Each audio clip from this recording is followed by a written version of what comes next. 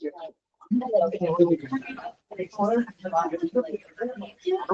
do like the full street. I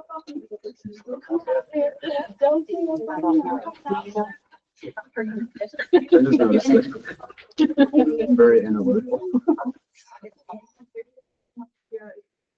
Is it always like that? I know whenever Bill presented that the full screen, that was the first time I noticed it. I was like, Casting?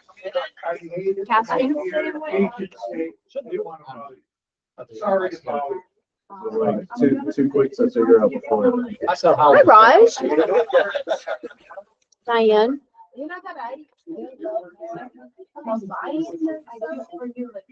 Really? Oh, yeah. Everyone loves Ryan. It's something new. It's exciting. Two votes. All right, good morning. All right, good morning, everybody. Welcome. Welcome to your March 4th. It's already March. We're already about to end the first quarter of the year. Your 2025 sales meeting. We have about 12 people online as well. Trent, so your space is going to be kind of like this little box when you come up the top. We have this little box. This little box is for you. We have Trent Strickland here from Century Communities. You may remember him from Richmond American Homes when we went there last fall and did a builder deep dive, but he has now moved over to Century, which my home is a Century home. So come on down. Thank y'all so much for having me again. I love you all. It's always a pleasure to see y'all. For those who don't know me, my name is Trent Strickland. I am with Century Communities, but I am in two different communities. I am in Gerald and I am in Elgin. So if you have anyone looking in those areas, please let me know. We have some great incentives going on right now. 4.875 with the buy down for the first year at 8.75. We also are giving bonuses to realtors. How much? It is an extra 1%. Oh, right. On top of the 3? On top of the 3. 4% realtor commission. So did I say we are giving a bonus to realtors? If I didn't say that, we are giving a bonus to realtors. So come out and get your money. Oh, there we go. Also, how many of you do marketing in here? Does everybody do some type of marketing? Yeah, we try to sell property. We're marketing. Yeah. Perfect. Well, great news, because y'all can team up with me. Y'all can come market our communities, our homes. If someone comes in that doesn't have a realtor, I have host open houses. So if someone come in that doesn't have a realtor, y'all can get them. We'll partner with you. You get the extra 1% bonus. Wow, that's great. The extra 1%. Oh, did I say y'all, by the way, during COVID, we never went down to 1% either. So we still kept it at 3%, and we're also doing the 1% bonus. I'm just gonna keep drilling that in y'all heads. So y'all we come and see you. Yeah, please come out. In Elgin, we have elementary school that is going into our community. We also have we actually have new floor plans too in both communities, but we have the elementary going in. We have a new amenity center going in Elgin as well. That's the Trinity Ranch. It is absolutely amazing. I don't know if anyone played sports in here, but I played basketball. I had 5 knee surgeries, so I can't play basketball anymore, but my go-to thing is pickleball now.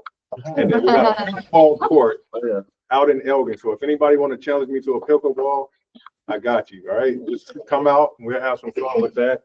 And Gerald, we have the swimming pool, walking trail, biking, hiking trail, and all of that as well too.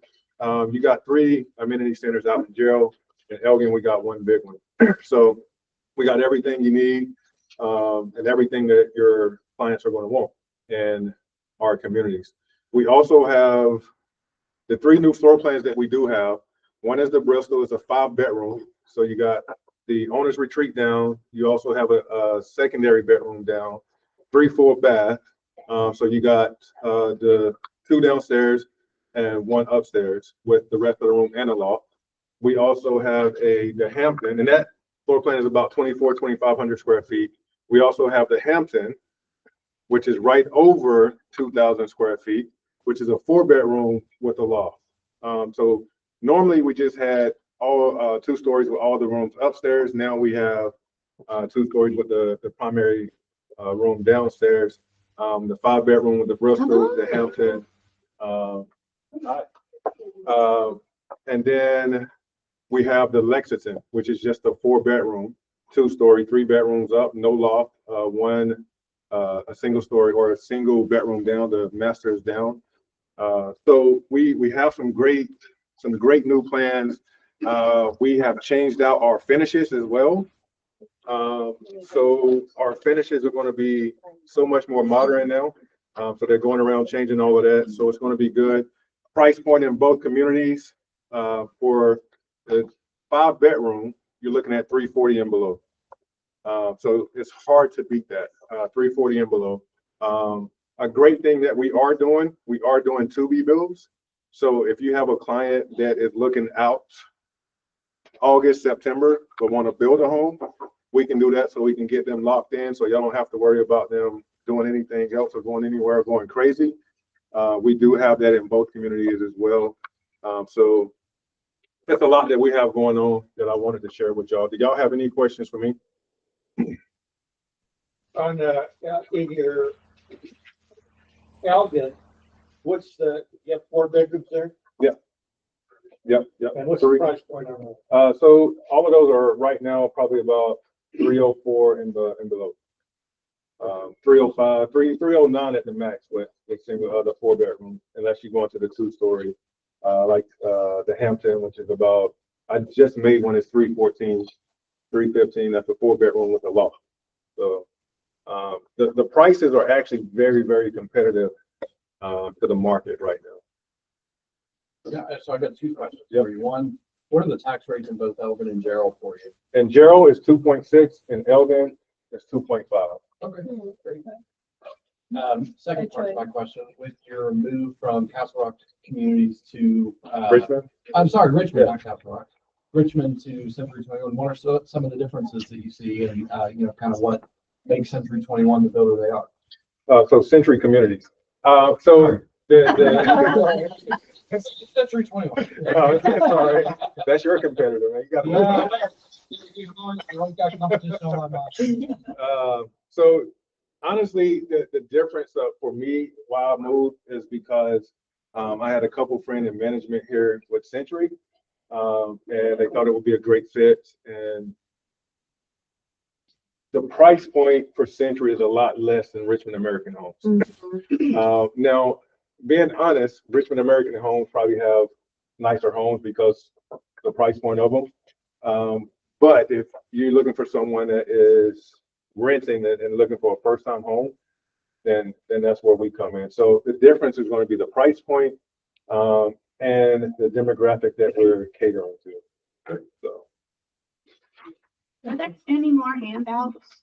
Yeah, I got some more right over here. I'll get them to you. Okay, thank you. Yes. Do you accept investors? Yes. Yeah. Bring all the investors that you have. Okay. I will take them. Anybody Okay. else? Thank you, Trent. Yes. So happy to have you. Yeah, well, before I go, quick question. I need someone just to raise your hand. What are we giving to realtors? Extra 1%. 4%. Hey. What is one of the 3 new floor plans that we have? The Lexington. Lexington. Yeah. The last one is going to be easy. I hope you all get it. Somebody gets it. What do I do now instead of playing basketball? Pick them up ball. Oh, yeah, perfect. Thank y'all so much for having me again. I'll get y'all those cards. Remember, I'm going to be y'all best friend in new construction. All right? Yeah, the one thing that I just took away from that, if you didn't hear what he said, besides giving us a 1% bonus, is you guys can go to either community, Sonterra at Gerald or the Trinity in Elgin, and sit at their model home. So with him, and any buyer that walks in that's unrepresented is your client. I mean, that is like easy business. That's the easiest business you could probably get in this industry, is having, because people go to model homes all the time unrepresented. New builds are a great way to get as a first-time home buyer because of their specials and their incentives and their interest rates and the buy downs. So the builders do have a lot of incentives and power in our market. And the fact that he just said that you can go hold an open house, market that property on social media, and anybody that walked in that door unrepresented, because he represents Century, that buyer doesn't have a representation, and then they're going to give you an extra 1%. I mean, I'm calling you. I'm going to go do an open house. Like, sign me up, right? It's so easy. Easy money right there. Okay, welcome everybody. Glad you're here, and everybody online as well. We're going to go ahead and hop to it. We're going to try to hop to it. We're going to hop somewhere.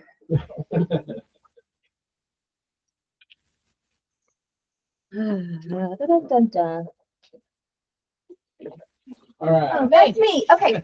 My agent tip of the week is instead of when you have a closing and you're just at the title company and you're like, yay, my clients, here I am. And we take a picture with the keys, and you got the keys, and then you post it and you say something cute. Like, instead of doing that, I encourage you to take a 3-second to 5-second video of your client testimonial. So they just signed all the paperwork and everybody's excited. You got them their cute charcuterie board with, like, you know, hand towels that say, you know, welcome home. Instead of holding all that and saying, you know, yay, look at us, we sold a house. Get your phone out and video record them and say, hey, Sally Sue, I just helped you buy your first house, second house, 92nd house. How was the experience? And then right there in that moment, they're so happy. They're feeling like you were the best realtor on the planet because they got to the closing table. Have them tell you in a short snippet video a testimonial, and then post that and use that. So that's my agent tip of the week, is instead of just having still photos and photos of your closings, like, make it more impactful. That's going to have more of an impact on the next person who's doing business with you than you just saying, like, look at me, I closed another one. You know, like, that happens. I mean, I see that everywhere, right? You're on social media and it's like, I got a closing or just listed. You know, like, getting actual client feedback in the moment is going to be more powerful for your business than just a still photo. Okay. And then the other tip is please, please, please, please, please, please, please, please use this email for everything. Okay.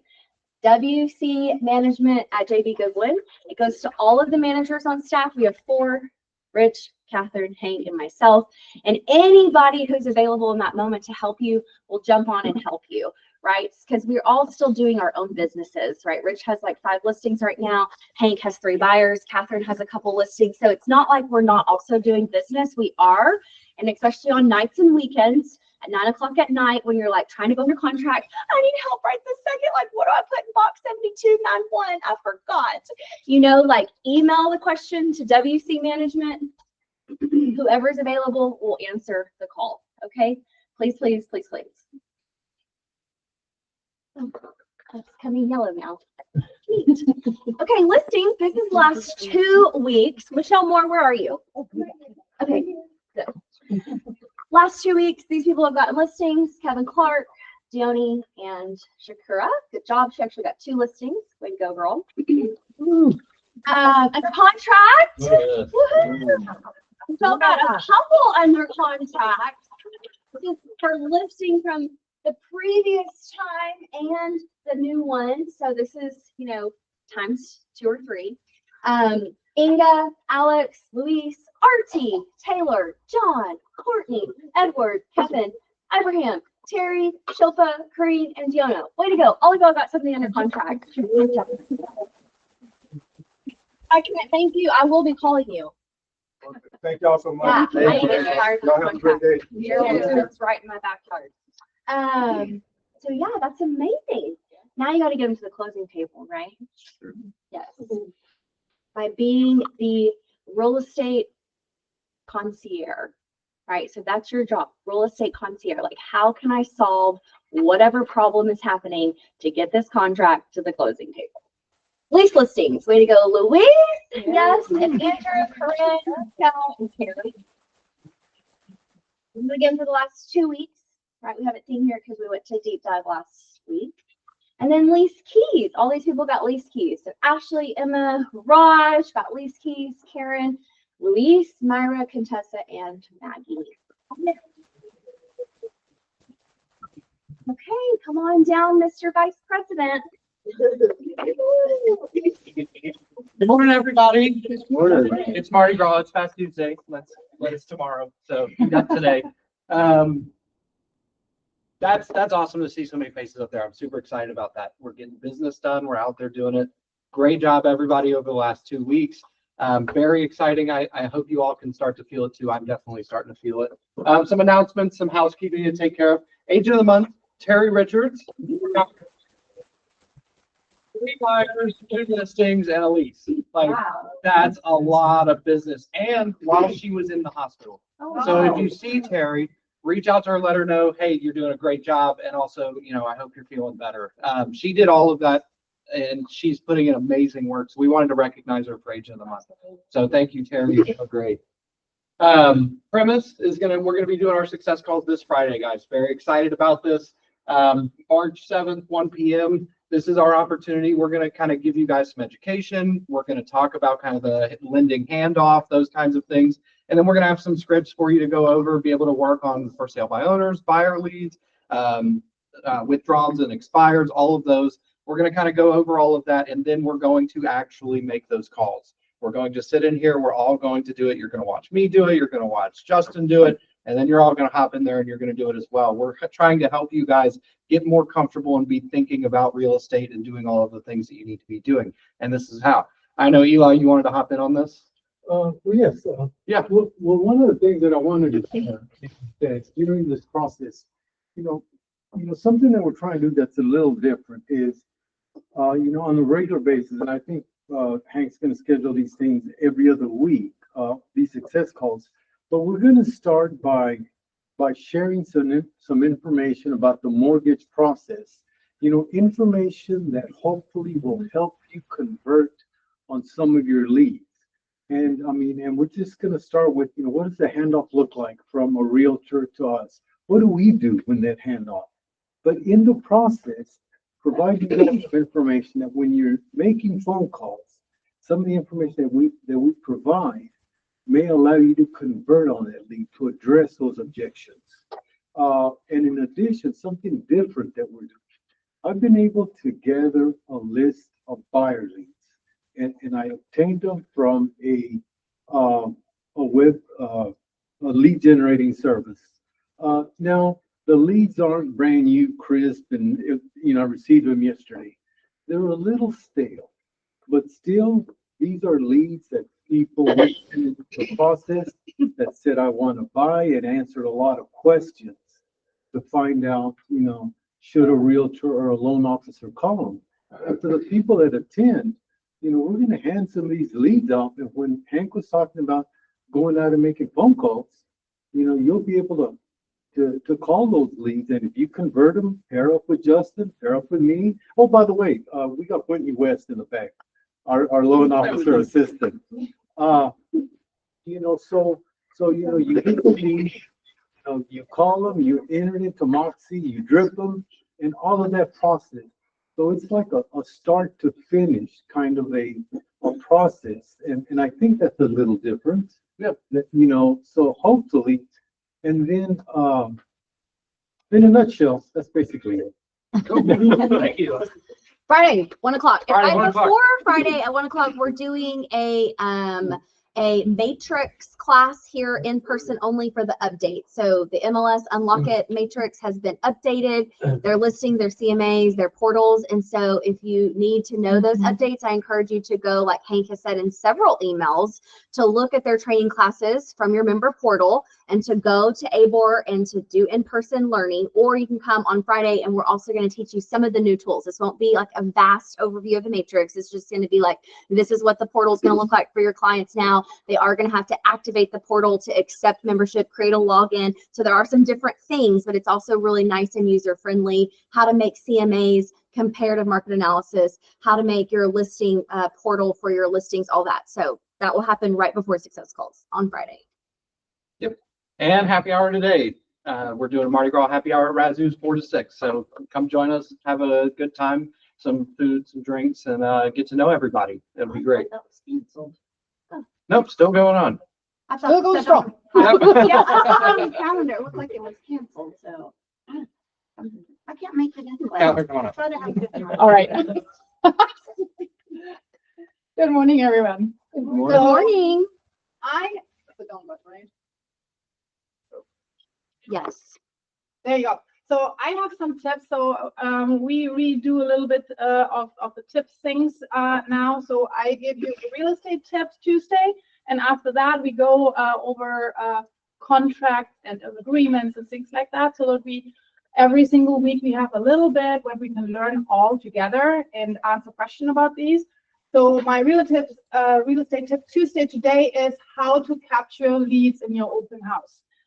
I always get the question when I do the open house seminar, how do I do that? And I always have a multitude of tools available so that it doesn't matter what the potential client is preferring, I can provide that. Is it a QR code?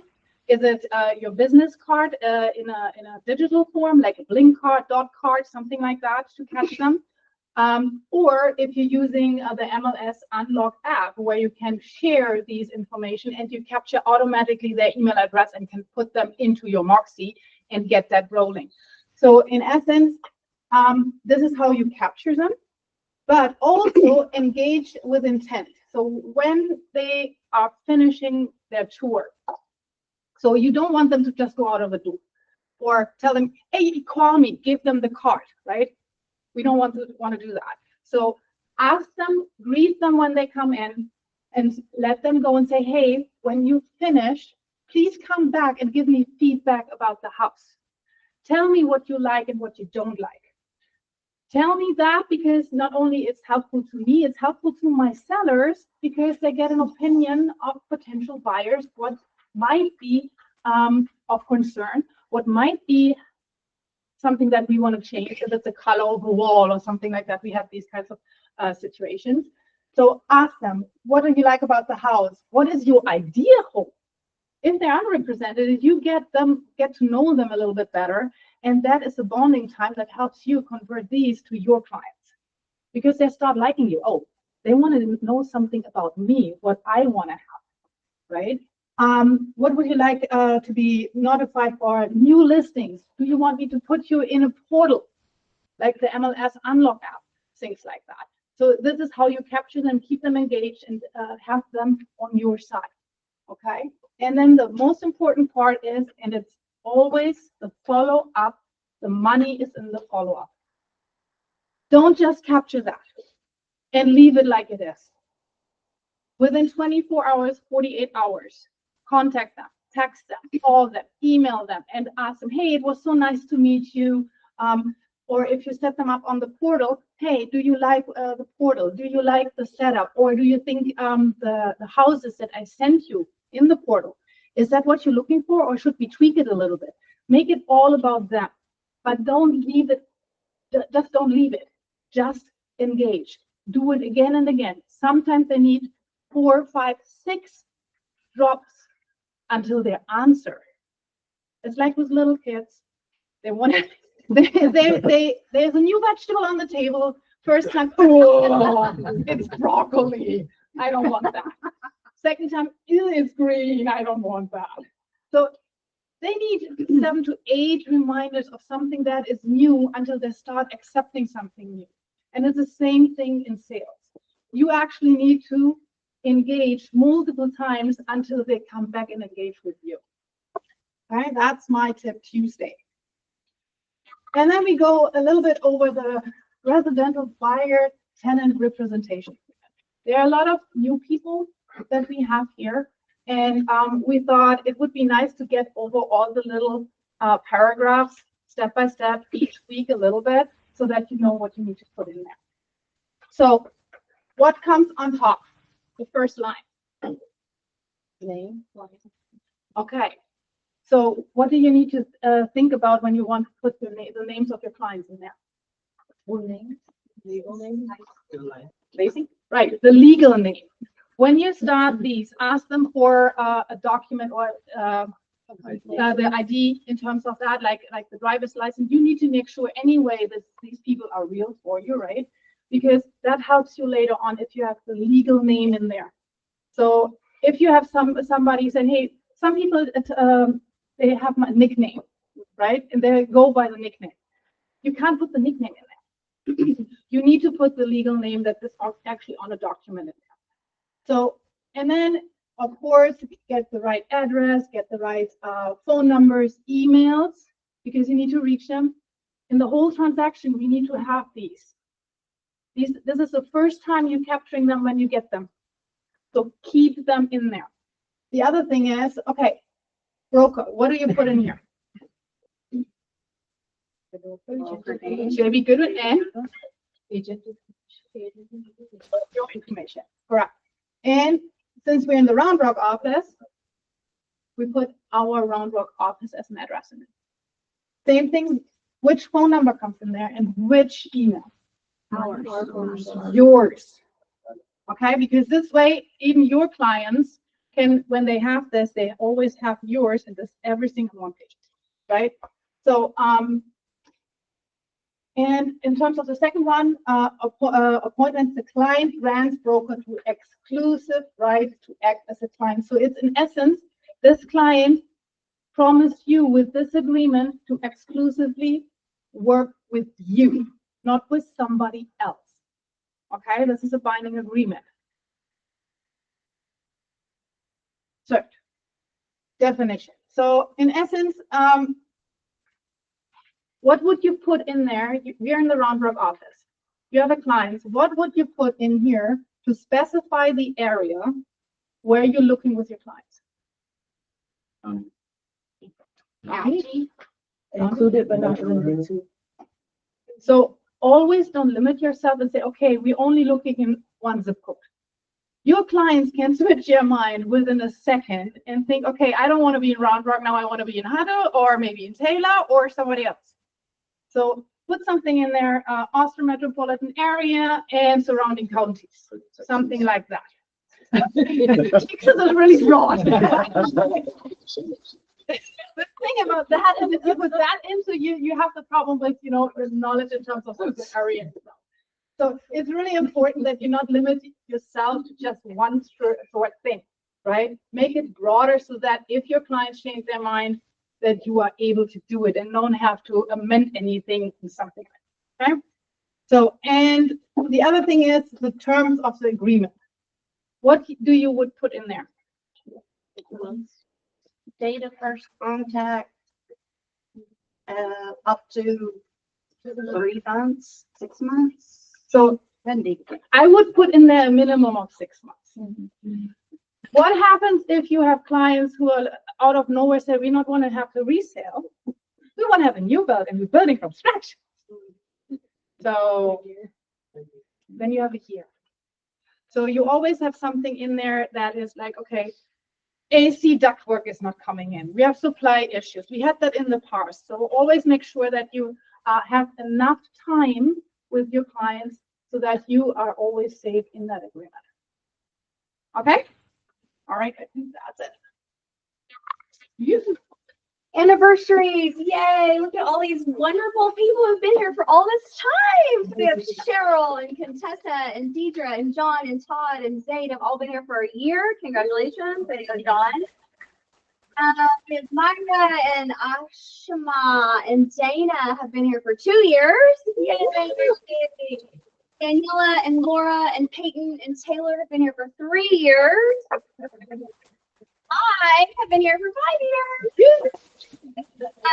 Oscar's been here for 9. Ricky has been here for 11, and Norman's been here for 45 years. Pretty much as long as she's been in business, so has Norma.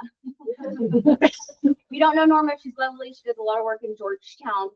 She does have a team. Kim and Kim's daughter Courtney are on the team, the Mance team. And they do lots of business. So way to go.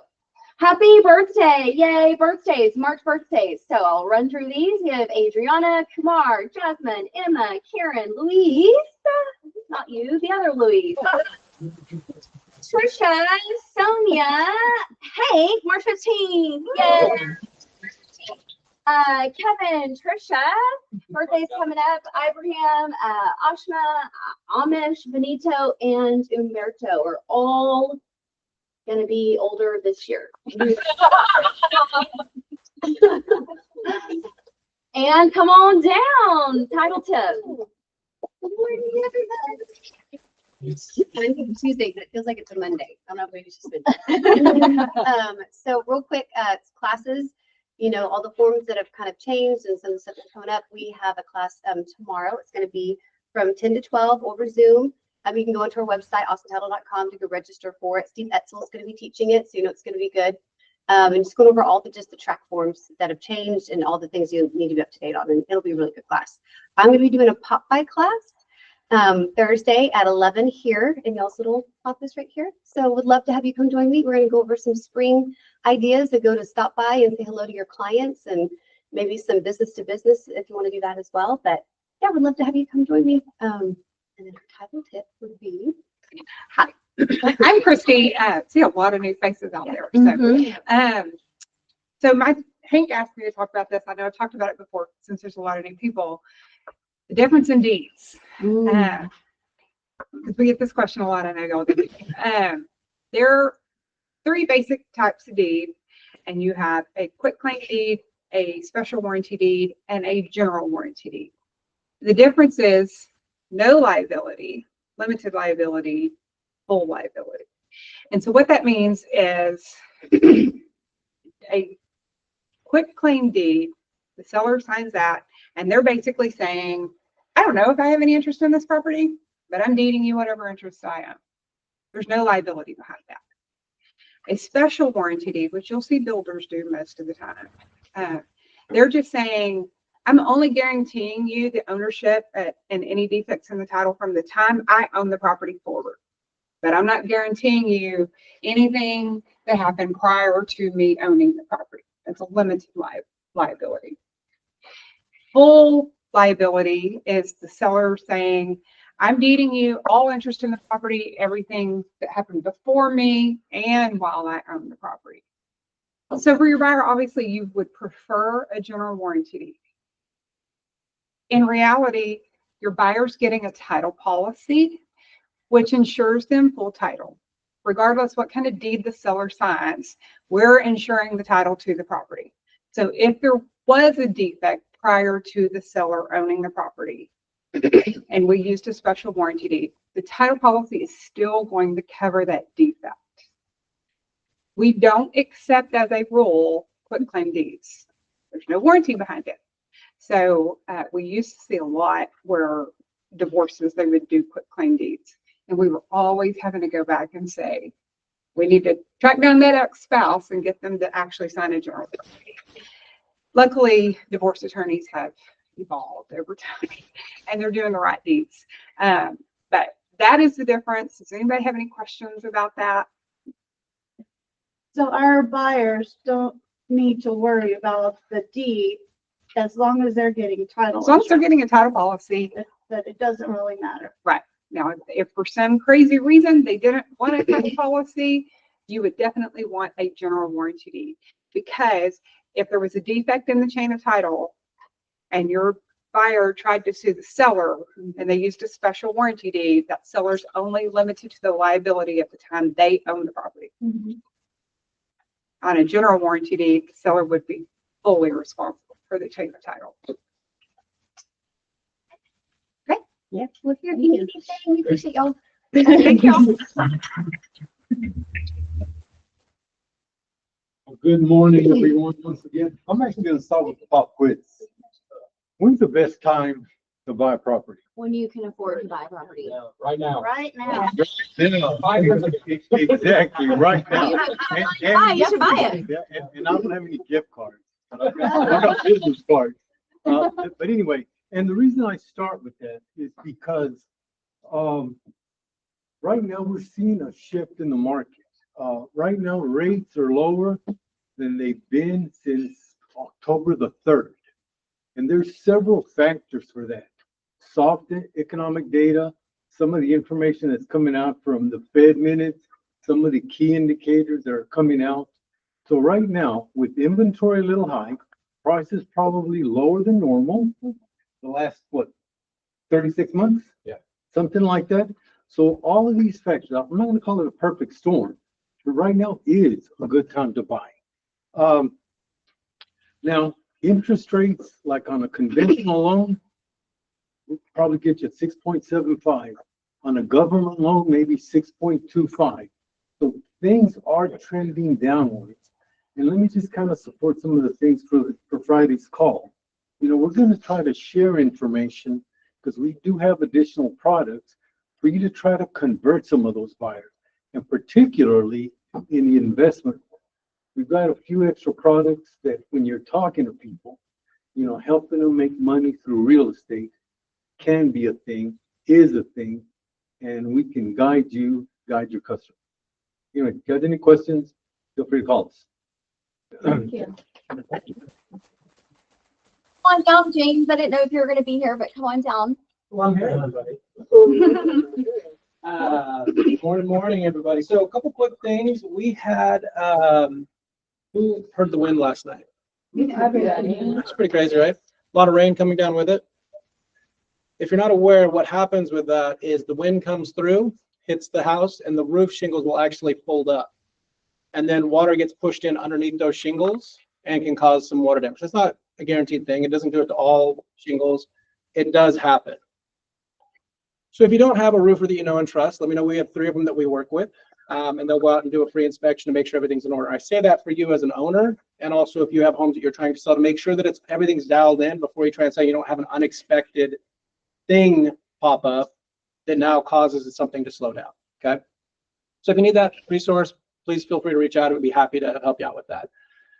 Second, we do all shapes, sizes of houses and valuations of houses, all that kind of good stuff, all different terms on it, whether it's a owner occupied, secondary home, a landlord policy, or long-term rental, or a short-term rental. We also do, and we do anywhere from very basic to all the way up custom full nice homes, millions of dollar houses. We also do commercial real estate. So if you or someone you know we have just had a client that I met with on Friday. He's got 100,000 square feet of commercial space that he needs quotes on and everything that he's doing. So just so you understand, we do a lot of different things, right? We do the auto, we do all that kind of stuff. If there's anything you're coming across as you're working with clients, because your clients might be business owners, they might own commercial properties, they might have things, and you're going, what do I do with this? How do I manage this? You've got commercial partners in the office that help out with that kind of stuff. I can also help out with that kind of stuff, answer questions, get you in the right direction. If it's not me, if it's getting you over to Rich or whoever it is that you need to get in contact with. I kind of went over a couple different things there. Is there any questions about what I was talking about, whether it was the roof, rain, wind, all that kind of stuff? If there is damage, it's going to fall under the wind. So it's going to go under the wind and hail deductible. Okay. So typically on most policies right now, you're going to see a little bit higher deductible. So it's really important if someone's does have damage, that they reach out to their agent before they file a claim to make sure it's going to exceed that deductible, because it seems like, oh, 1 or 2%, not that big deal. But if you've got a $500,000 house, that's a $10,000 claim. Are you going to exceed that and just getting some water cleaned up or fixing a couple shingles or whatever? So just making sure that that's part of that dialogue as you're going through those situations. If there isn't any questions, then I've done my job and you guys have a great day. See you at the happy hour. I will be right back. Yeah. Let me have this thing. So before I hop into the numbers, I wanted to go back a little bit to these contracts. And I know this stuff seems super basic. We're looking at it and we're like, yeah, we all know the buyer representation agreement. We all know to put our numbers in there. But I see contracts with no addresses and no emails of clients all the time. So you have to get their address and you need to get their email. Like, you have to know where to send it. And so does the title company. But also it's very important when you're looking at these contracts and to be thinking client-wise. You need to be talking to them and already getting this information. This is part of building that relationship with the client right off the bat. You know, if you're like, I'm going to do a buyer representation agreement right now. Yes, you can get this done, but it's going to be difficult. What's their address? Well, I don't know their address. You know, do you have enough of a relationship with them to say, hey, send me a copy of your ID? You know, a lot of people might be uncomfortable with that if you don't have a solid relationship with them. What market area am I looking in? That's all part of the relationship that you need to be building with the client right off the bat before you're kind of getting into this. Yes, we need the buyer representation agreement done quickly in order to show property and all of those things, but it's part of that relationship building. The other thing I wanted to point out is this is the long form that we're going to be going over for the next few sales meetings. The short form, the way we kind of want to coach you guys to use that short form is in a pinch. So always have a couple of on you, have them at the open houses. And when you have a client that's like, hey, yeah, I'd love to go look at the house right down the road. Okay, hey, in order for me to show you, I have to have this buyer representation agreement. Make that buyer representation agreement for 1 day for that specific property address. And, you know, they are probably going to be a little more comfortable with that. When it comes to the long form, this is when you're seriously working with somebody. There's a lot more protections inside this form than there are in that short form. Specifically, when you're talking about, and we'll talk about this next week, the compensation portion.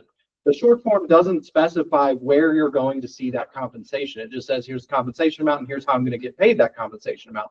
The long form specifically states that you will pursue the seller, the listing agent, or the landlord before the buyer for that compensation, whereas the short form doesn't. So there's some differences in those forms. Short form, quick, in a pinch, need to do a showing, need to have it there. Long form, hey, we're going to sit down and we're going to actually talk about what you're looking for in a buyer or in a house to buy. Sign this document and let's hop on the MLS and let's get a search going so that we can do all of this. I prefer this route.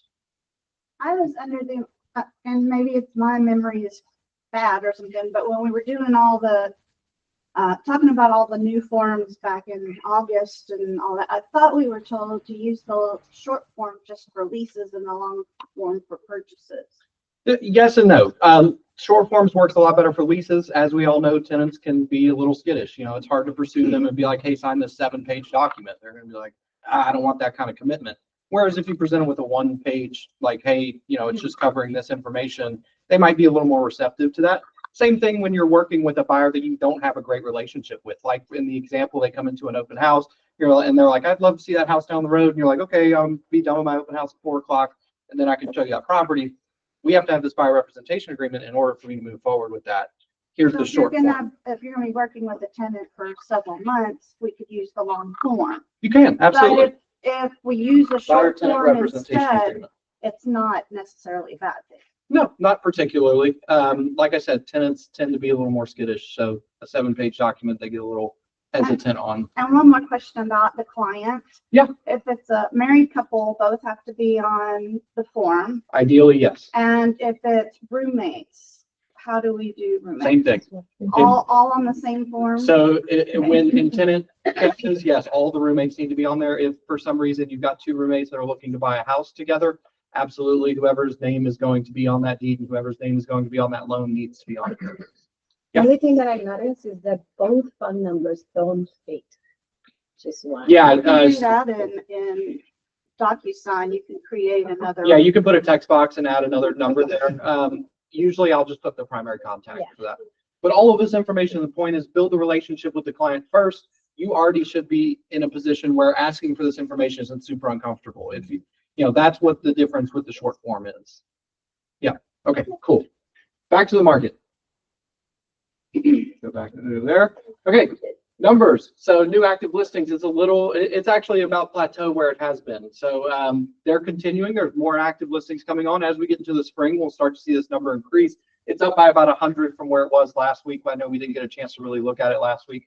But there are listings coming out there. That's great news. That means there's inventory for those buyers. Like Eli was talking about, that inventory for the buyers leads to less competition for the buyer, therefore drives prices a little bit lower, which therefore makes it easier for buyers to get what they want, which is a low price property and the exact house they're looking for. Price decreases $12.58. It just keeps on going. Just keeps on going, guys. Price decreases, price decreases, price decreases. It's a competitive market right now. All of that inventory, all of those houses out there, you can have a buyer look at this house. I'm dealing with it right now on one of my listings. I've got a house right here, beautiful house, corner lot, great price now. You know, it's a little overpriced. It's now been reduced.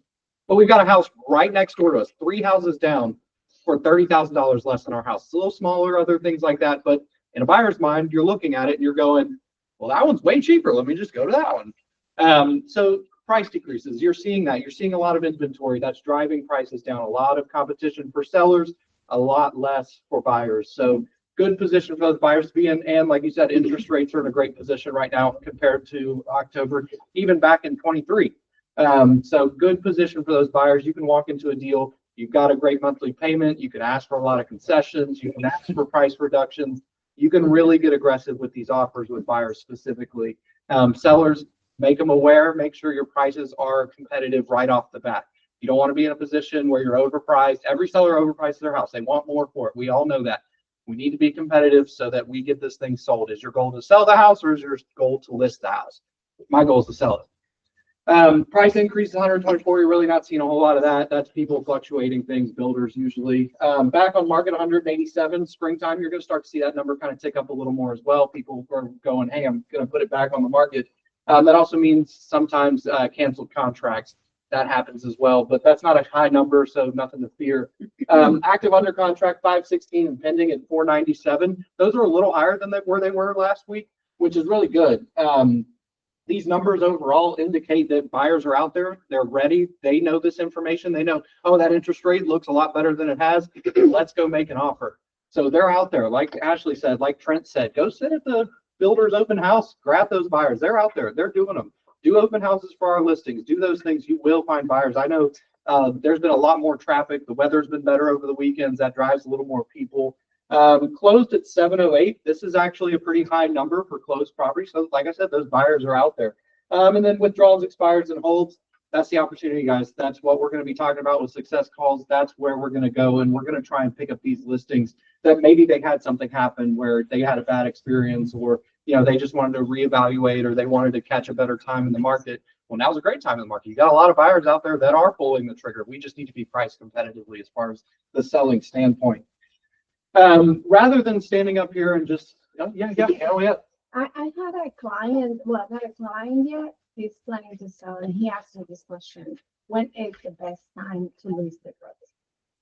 It depends on the client's needs. Well, he's willing to wait. He wants the best outcome. So what is a good time? Well, what is the best outcome for him? Money. The best outcome is usually money. That's dependent on factors, but we don't have a crystal ball. We don't know what's going to happen in the future. We could say, potentially, the market could get better in June. There's a lot of speculation that maybe the third and fourth quarter, the second half of this year, the market might be better, but we don't know that. In fact, I remember very specifically last year, everybody in January and February was like, oh, the market's really going to turn around in March and April. We're really going to do great. It didn't. Interest rates actually went up, which drove prices even lower. So, the best outcome is a very subjective term. What you can do is you can provide the current data and information for now and ask him, does this work for you?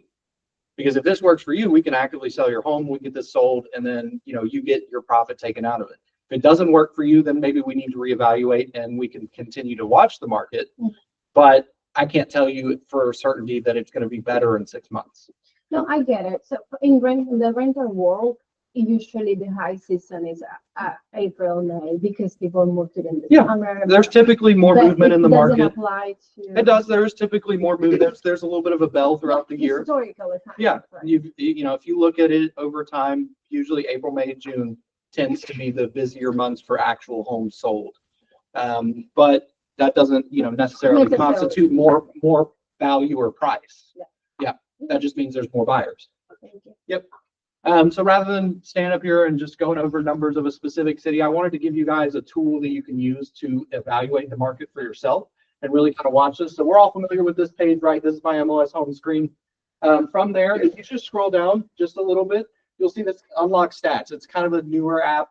I really like to play with it. I think it's phenomenal for watching the market. So when you click on that, it brings you to this page. So you have market reports. This is going to give you real-time updated market reports from ABOR. So it pulls all the data for you, so you don't have to go in and get crazy and do all this stuff. But if you scroll down here from this page, you will end up in the glossary. And it tells you all the definitions of all the terms that you would need in order to talk about the market with a client.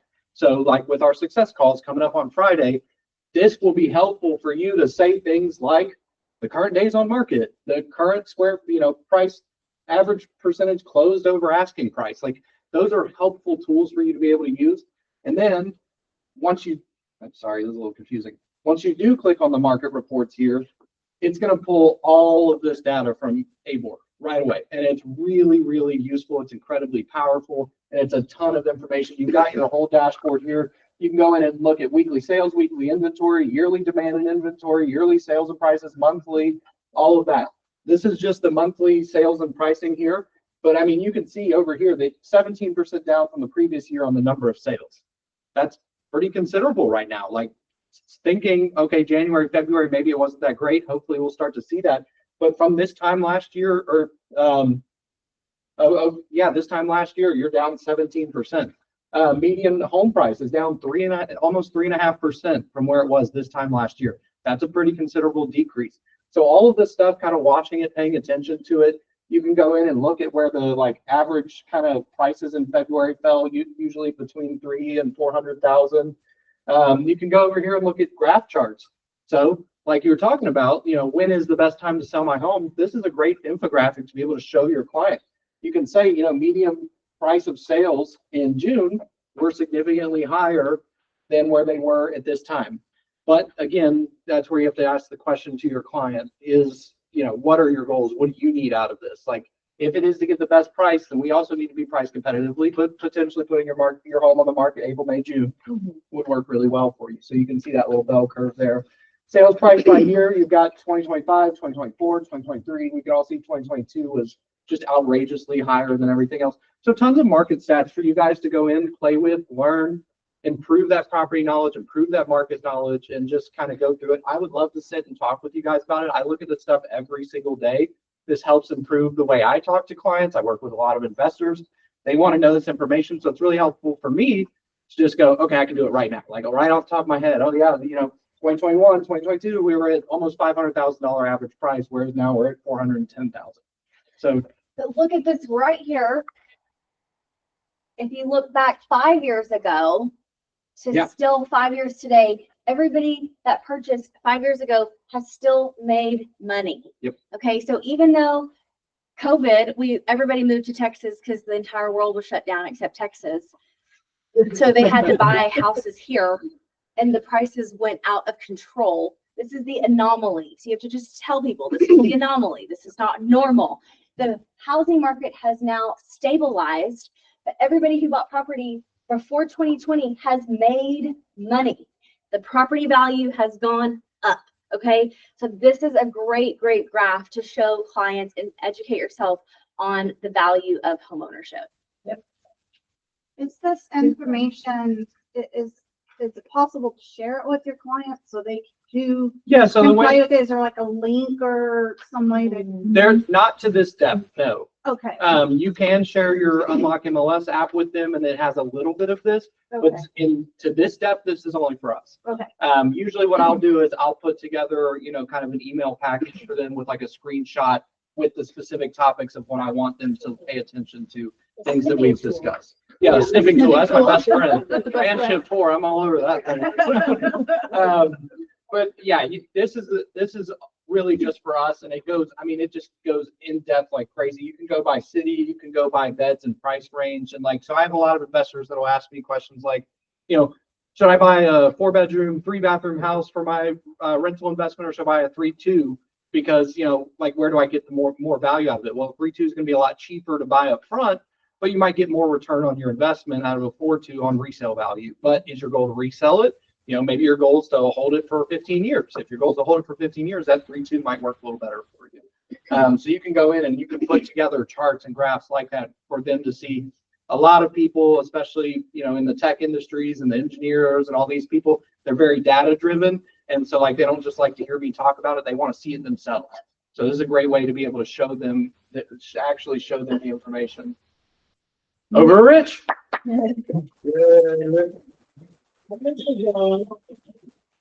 That's pretty weak, y'all. Yeah, Rich.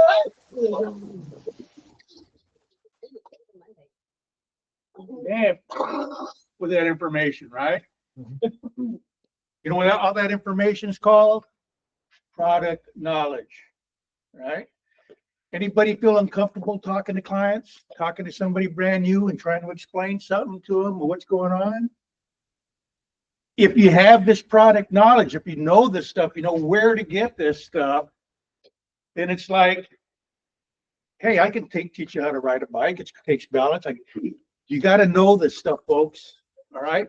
So that you can be comfortable talking and explaining it to these clients. You see all those contracts, all those people doing contracts, a lot of people being successful here, right? I'm going to talk to you about one success story Shakura had. All right, she went under contract. And I'm gonna ask my lovely assistant to come up and be Sakura. Shakura for I a can't second. be her because she's All right, top notch. She's right so up here. I had a listing I just put on the market 4 days. And Shakura said, hey, I'd like to do the open house. Hey, Rich. Yes, you can do the open house. It was a rainy day, ugly, Rainy, ugly day. only one person showed up. All right, Welcome to this open house. I'm glad you've arrived. not know what you think about represented, this. not represented. Boom. She got a new client. Yay! Yeah. It's my new client. One person came to the open house. It's mine. She says, let's put an offer in. So she says, Rich, she calls me. She says, Rich, I have an offer for your client for your home on my side. Yay! And I looked at the offer and I said, Boo, no success. And the offer back. Kick it back. Client, we are going to need to renegotiate this. They've countered, so we need to kind of go through some things. So what is it that this is what they're really looking for? Does that sound good? Okay, great. Let me type it up. Submits a new offer. Yay! Offer. Still no good. Kick it back. Oh, man. We really got to negotiate this a little bit better. And then, I don't make it a little bit easier. And then she says, her client says, this is it. This is my best and final. Final and best. Those are the fun words. Final and best. Gets it back to me. I talk to my clients. They go, no, no, no. And then I said, look, we can either take this or who knows when we're going to get another offer. 15,000 under ask. My client says, let's take it. Yay! Sakura says, yay! Go under contract. 4 days on the market.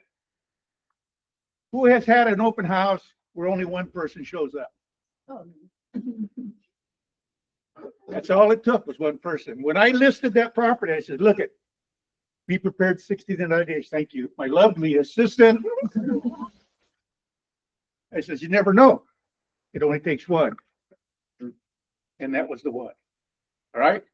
So I want to remind everybody about our happy hour. You know that when before the crowbar was invented, crows had a drink at home. All right, who had success? Yes. Like, oh, But after, I guess that first and then that. okay. Okay. All right. Anybody have success? I know you did because there's a whole bunch of pictures up there saying people had success. Nobody? Yes. There you go. Possible, but I have a lead, a friend of a friend who wants to buy commercial property in downtown Denver. So All right. I'm pursuing that, looking into that with the injury. Is a potential client success? Oh, yeah. Oh, yeah, it is. For that price, Right? it is. I shouldn't say hell. Does everybody know how to make holy water? Boil the hell out of it. You boil the hell out of it. Yes, there we go. Shakira has a hand okay, raised. yes. She's online. Yes, go unmute, darling. Good morning, everyone. Thank you, Rich, for the opportunity to serve your clients and Shakira, my get that favorite one agent. Yes. But yes, I do have another success story. I got a call the other day from a previous client. I listed his land in Copper's Cove that did not sell. He was way above market price and didn't want to come down. But somebody next to him was like, hey, I'm looking to sell mine. Give me your realtor's information. He called, got on the phone, gave him the comps, and we're under contract, not under contract. We're listed in the MLS.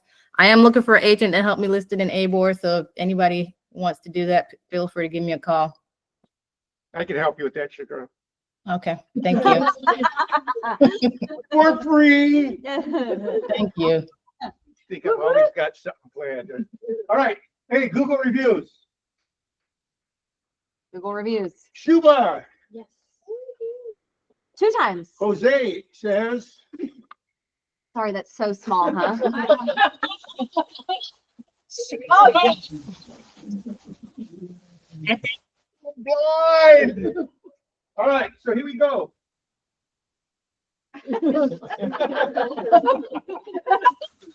They're killing me here. Anyway, She was he absolutely. loves Shuba. Yeah. She was really fast. Okay, look, here's another one for Shuba. Killing the girl. Truly transformed our home buying journey and exceeded all expectations. As a first-time home buyer, we were initially overwhelmed, but Shuba guided us through every step of the way. This is how you get it. Get these Google reviews. I'm going to say it again. Get these Google reviews. What is mine? If you have not done a deal, I got one. That was contested. I'm just the messenger, girl. So for the, It depends on when it was Yeah. before the last week. I know Okay. that's Okay, why. all right, girl. Yes, Shuba. So the first Google review that I got, so I listed the property. Within 20 minutes, I got that client and immediately, we were on the contract. Yeah. So that's where I got. How the did you get that? Google review. Incredibly fast. Yeah, it's like they were keep searching. So I think through Zillow. So yeah. So how did you get the lease? How did you get that client? No, lease means he's a tenant. Oh, you got the tenant. Tenant. Okay, good deal. All right. If you haven't done a deal or anything like that, get your brother-in-law who has a different last name. And here's what it'll read. I have known Trish for 3 years, and I have found her communication skills to be above par. She always has the answer. If you are looking for a realtor, I highly recommend Trish.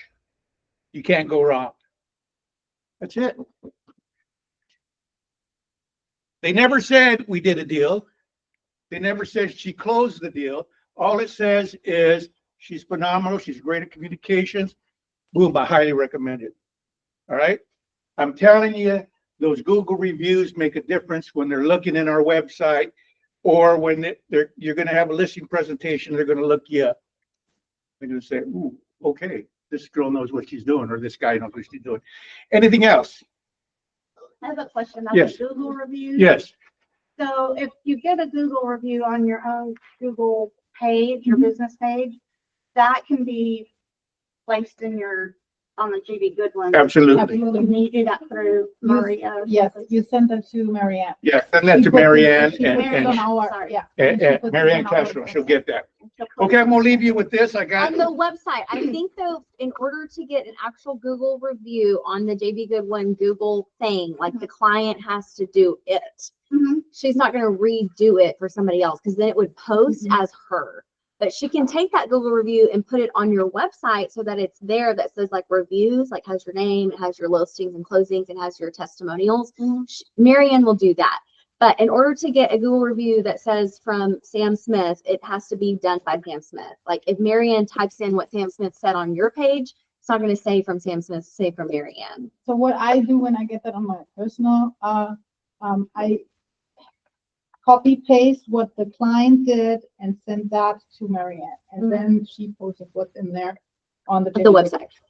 Right, okay. So just don't type it, I just really snip it and so that she sends an original Google review and then she will put that on. Okay. See how easy it is? Love all the knowledge in this room. Yeah. Hey, real quick, our company's been doing a lot of research on the reviews and stuff, and when you have positive reviews, it increases the trust of your brand 70%. And when you have reviews that people can read and they're able to go through and see the positive reviews, 270% increase in sales potential. So the reason they pushed it so much is it really does have a market effect. Right. I'm not just blowing smoke, folks. They work. All right. And we'll leave you with this. I have a nephew have you ever been to these shops? They're usually in the mall or something like that, where they sell nothing but kitchen stuff, pots, pans. Have you? Yeah. Do we know what I'm talking? So my nephew decided to shoplift in that place. So I says, why would you do that? And he said, well, it was a risk I was willing to take. All right, back to relocation.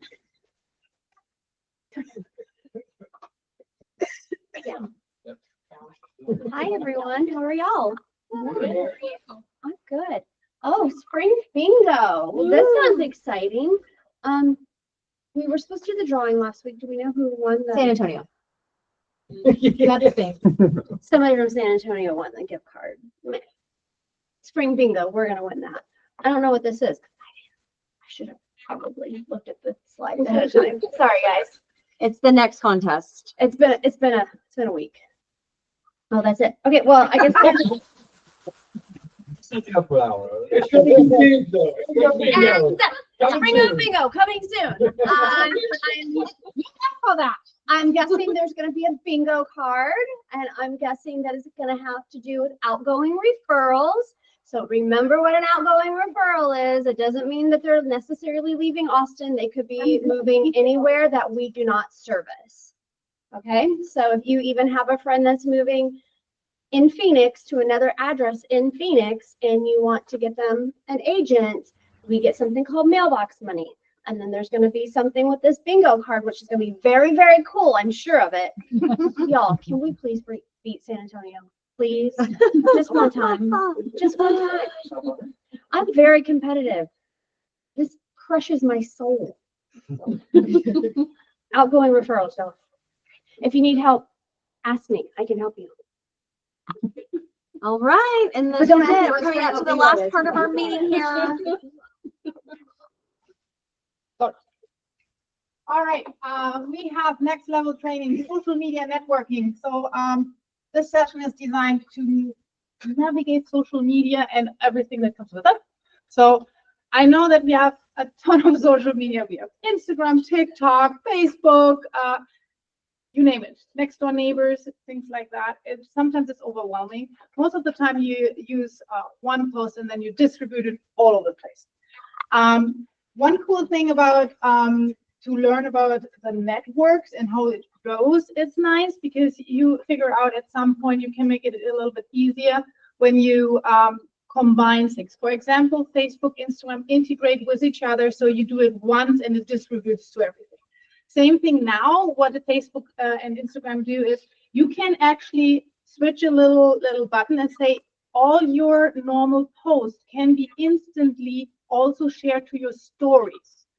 So I know that you guys are thinking, okay, what do I do? There's a reel, there's a post, there's a story, there's so many lives, things like that, different things. So what this does, if you click that little button, for example, you don't have to think about the story. Stories go automatically, always what you post goes into the story. So which is great because these are 24 hours, then they poof disappear, but you always have something new in your 24-hour window. And that's where a lot of people just look for the stories. Oh, what's going on in that life right now? What is he doing? Oh, she has a new puppy, yay! Or hey, they just got the kid gets graduated, things like that. And then, oh, I have a new listing. You can combine that. And this is for many nuances that you're helping to connect and engage, and not only doing your post, but also post on other people's as reaction. So if somebody has a new grandchild, just congratulate, not only liking it, but saying something about it. That's where actually the algorithm is picking it up and push you up to give all your information that you put out to those people you are reacting to. So this is a really good next level training to go to and talk about all the things that you can do with social media. Whoops, that was up. Oh, yeah. Oopsie. No, you Back up, go up one. there you go. So personalized personalization and using in business in terms of I think this is a seller guide, right? Yeah, seller and buyer's guide. So we have them on the hub. So you can personalize everything in Canva, super easy, drop and pick, and do your Google reviews, put them into that. Your new pictures, make them your own. You can make them as a printout. We can print them here. We can send them away, and then they're printed for you. It's, what is it, $4 a piece or something? $5.50. Or $5.50 a piece, which is not that expensive. But you also can make flip books out of these.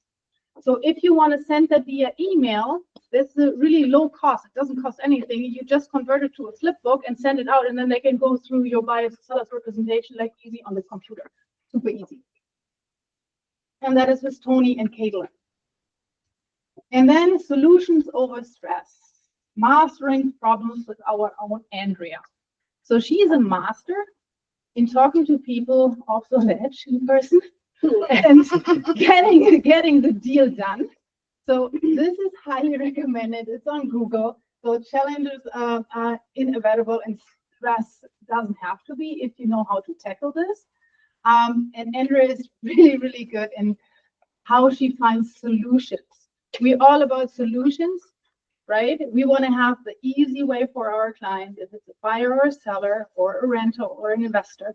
We want this a smooth way all the way along. And she can help you how to phrase all these and get out of that. And then we have on the 7th, right, this is the seller and buyers guide. Then we have prospecting, make simple with Grant. How you prospect, how often do you prospect? Every day. There you go. That's what I want to hear. Every day, because wherever you are, you prospect. You never stop. Okay, session designed to streamline your process, how you do it, if it's online or if it's in person, if you go networking, things like that. You brainstorm what's there for you to figure out where you can get your next client. On the 19th, with Tammy, the buyer consultation blueprint, guide, educate, and convert. So how you do that. Pretty powerful, and Tammy is really good explaining it to you. So highly recommend to go that. And then outgoing leading referrals is with Cassie Sillinger on the 26th. So how you get your pocket money we were just talking about. All right. And that's it. All right, just listed new, but wait, before we do that, property tour after the sales meeting, we'll be going to Santa Rita Ranch and taking a look at 3 houses today. So getting that property knowledge, really exciting. And let's all sell Michelle's house. Okay. Yeah. Just listed new buyer needs, new lease needs, tenants, whatever you got. Now's the time to network between each other and let's get things sold and leased and everything else. So who's got what? Catherine? I just listed in Rancho Santa Fe on over an acre. It's a 4-3, a little bit over 2,800 square foot. It's in pristine condition. It's really, it shows like a model home. And we are listed at $899. $899. That's not bad for an acre. Rancho Santa Fe. All right. It's not bad. Maybe I'll move there. Where's Rancho Santa Fe? Okay. Where's Rancho Santa Fe? Rancho Santa Fe is in Liberty Hills. Off of 183. Okay. Yep. Vanessa? Well, I'm here. Yeah. I have one that's been sitting on the market for a while, 205 Copper Lily. It can be open house agents. It's for sale or lease. We're doing a price reduction to $485. So it's one of the bigger square footage in Orchard Ridge. It's zoned Leander ISD. It has 3.5 bathrooms, 4 bedrooms, 2 living. So we're kind of highest square footage in there. So we're competing with homes in the low 400s. So we seem high, but we're also like the biggest. And it backs the Greenbelt. So just let me know if you have anybody for that one. And I have 2 come-in soons this week that I'm really excited to pitch. One of them's in my neighborhood in Jonestown. It's an acre, backs Sandy Creek Arm and the main body of Lake Travis. Spanish, modern Spanish home, like attention to detail, really well done. It has a dumbwaiter in the kitchen, just massive island, arched window overlooking the lake in the kitchen while you're doing dishes, you know. So gorgeous house, has a swimming pool, 1.2. So, and then another one, Ranch at Deer Creek. Can you send that to me? Huh? Can you send that to me? I Yeah, have somebody. it's beautiful. It was an expired listing, you guys. The other agent was getting a lot of attention as spring came up, but just real bad communication with the sellers. So I'm able to put it back on the market. So I'd love to get it sold for them. They've kind of gone through bad agency and now they're ready to, you know, make a deal. So Heck yeah. Yeah, the one in Rancho Deer Creek is a massive house, over 4,000 square feet, 2 staircases going up, swimming pool, Cedar Park High School. So I think that one might go fast. Comps are showing, you know, right or low 1 million. So we're going in at 1,050,000, but, you know, check it out. There's not a whole lot near them this size with the pool right now. Yeah. Are you doing open houses for all 3 of those? I would love, like, anybody. If you Send those wanted to us. We'll put them on the list. Absolutely. Please, I can get you in. Anybody else? What? Michelle? I'll talk about the house that's on the tour today. It's one in Santa Rita Ranch. It's across the street from the last one that I had in Santa Rita Ranch that closes next week. So yay. 213 Great Lawn Bend. It is on 1/3 of an acre. It's on kind of a pie-shaped lot. So the back of the backyard goes to a point. But it's a huge yard. It is over 4,000 square feet. It's 4,100 square feet, 5-bedroom, 3.5 bath, media room, game room, office, formal dining, eat-in kitchen, 2-story living area, you know, like it goes all the way up, open to the game room, and it faces north. So 925 in Santa Rita Ranch, Liberty Hill School District. So just bring me a buyer. Y'all, this house was owned by a guy that, I don't even know how old he is. He might be early 30s, if he's in his 30s.